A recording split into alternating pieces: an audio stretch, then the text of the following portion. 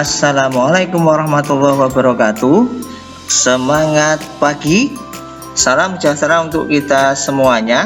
Mudah-mudahan kabarmu selalu dalam keadaan baik, dan semoga kesehatan dan keberkahan selalu mengiringi aktivitas kita.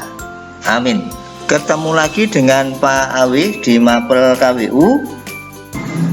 Setelah minggu kemarin kita sudah melaksanakan penilaian ulangan harian, kita akan memasuki materi baru, yaitu jenis dan karakteristik bahan dan alat kerajinan usaha berdasarkan inspirasi budaya lokal non-benda. Apa saja jenis dan karakteristik bahan itu?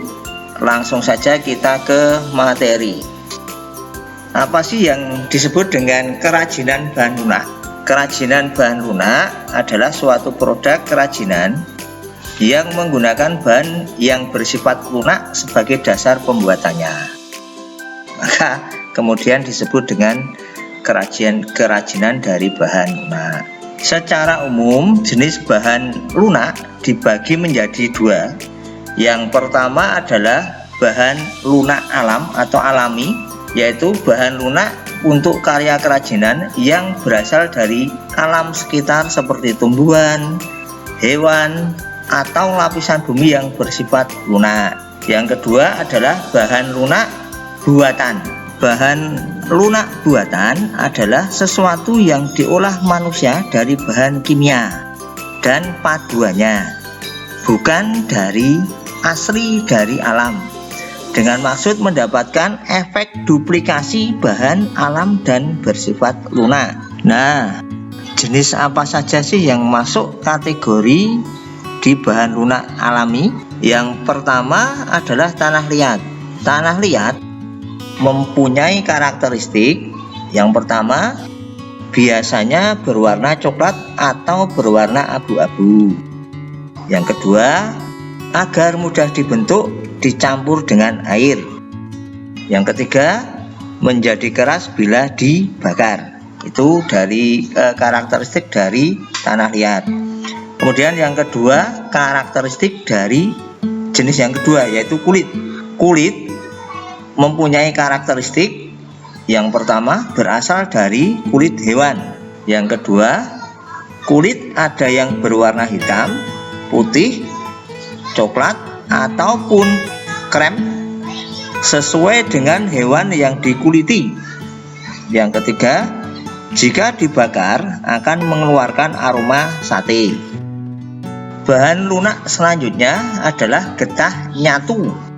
Hampir sama dengan getah karet, tetapi pohonnya agak berbeda. Ini biasanya banyak di daerah Kalimantan. Karakteristik getah nyatu yang pertama merupakan getah dari pohon nyatu yang berwarna putih.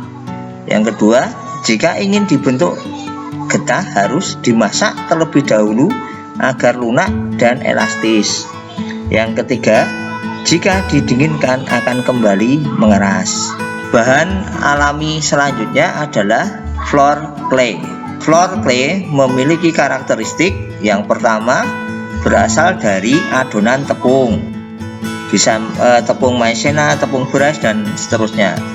Yang kedua, agar mudah dibentuk dicampur dengan air sedikit.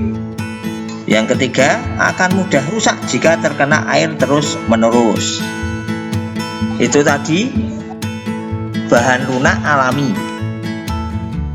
Untuk bahan lunak buatan, yang pertama adalah polimer clay dan plastisin. Karakteristik dari polimer clay dan plastisin yang pertama adalah aneka warna yang cerah dan bertekstur padat lunak. Yang kedua, polimer clay tidak mengandung minyak, sedangkan plastisin mengandung minyak. Yang ketiga, padat saat pengeringan. Polimer clay dapat mengeras, sedangkan plastisin tetap seperti semula. Bahan lunak buatan selanjutnya adalah fiberglass.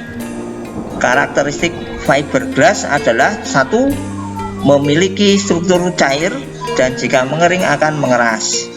Yang kedua, kerajinan fiberglass dibuat dengan cara dicetak atau dicor. Yang ketiga, tahan lama dan kuat.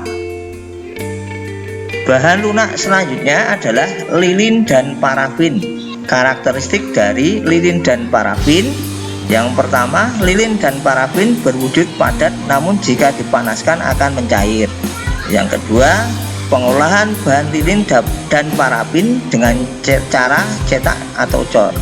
Dan mungkin yang kalian tahu, berbagai bentuk lilin itu sudah dalam bentuk jadi, sehingga ya seperti yang Anda lihat itu bisa berbentuk seperti runcing, kemudian ada yang berbentuk, kalau di wihara-wihara itu kadang ada lilin yang gede banget, mungkin segede tiang gitu. Kemudian bahan lunak buatan selanjutnya adalah gips. Karakteristik dari gips: yang pertama adalah wujud bahan gips adalah bubuk. Dua, dicampur dengan air agar mudah dibentuk dan mengeras jika dibiarkan mengering. Yang ketiga, kerajinan gips dibuat dengan cara dicetak atau dicor, hampir sama dengan lilin tadi. Kemudian yang keempat adalah gips yang sudah jadi mudah pecah. Bahan lunak buatan yang terakhir adalah sabun. Wujud sabun mungkin anak-anakku sekalian sudah bisa melihat, ada yang cair, ada juga yang padat. Tetapi yang akan kita bahas kali ini adalah wujud sabun yang padat. Karakteristik sabun adalah: yang pertama, sabun berwujud padat sehingga langsung dapat diukir. Yang kedua, sabun yang didiamkan akan mengeras.